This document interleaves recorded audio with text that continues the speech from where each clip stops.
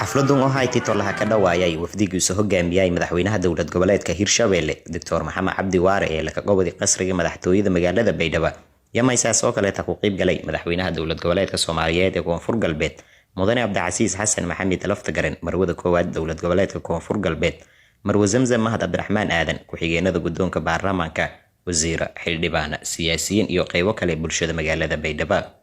fanaaniinta gobolada Koonfur Galbeed ee Janaawkay oo ku qayb galayaalka qayb ku haya miilaaka bandhigi heesa shal duwan oo la ka amaanay madaxweynayaalka dowlad goboleedyada Hirshabelle iyo Koonfur Galbeed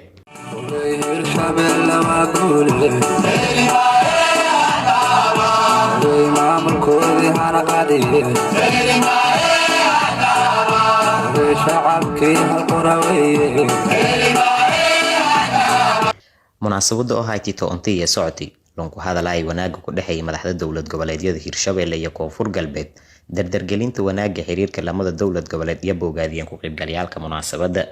Maxamed Abuukar Cabdi wasiirka wasaaradda arrimaha gudaha iyo dowladaha hoose dowlad goboleedka Koonfur Galbeed iyo muhiimada munaasabada meela ka sharaxay awka waa way beeninga taayada farxad eedan weyn oo meel raayun ha ka dhawaayahayna saaxiibka Koonfur Galbeed saaxiibka reer Baydhabo iyo Sikaaran inta badan madaxweynahan Maxamed Cabdi Waare madaxweynaha dowlad goboleedka Hirshabelle markii gooraytii madaxweyne sharaf weyn inay taxqiiqdii Koonfur Galbeed ahaan niil rogowka iyo marwalba nin kooyowkaada nin rogas weyninga ta farxad weyn mayni muujiyaase walaalnimada mayni muujiyaase derisnimada mayni muujiyaase sidaada nin jeelay iyo labadii may leeyahay saaxiibka tinguliba labada madaxweyne Koonfur Galbeed iyo Hirshabelle xaqiiqdii ma dad hatalay siyaasadda saaxiibka nagadi labada madaxweyne way faday dadka Soomaaliyeed iyo dad badan ka mashquulsan mararka birjaysa raayaan madaxweyneyaalka may badan ku dhahay dad horay asxaab hangaada jari oo siyaasadana saaxiibka nagadi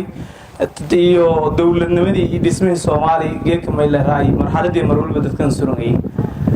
si guud may waxaan dhawaayaan dhammaan mas'uuliyiinta ku socda dowlad goboleedka Hirshabelle weylena hadhawaada Baydhabo Janaay ha ka dhawaada madaxtooyadii dowlad goboleedka Koonfur Galbeed ha ka dhawaada xaqiiqdii mayno mudantiin ogaala sana marwalba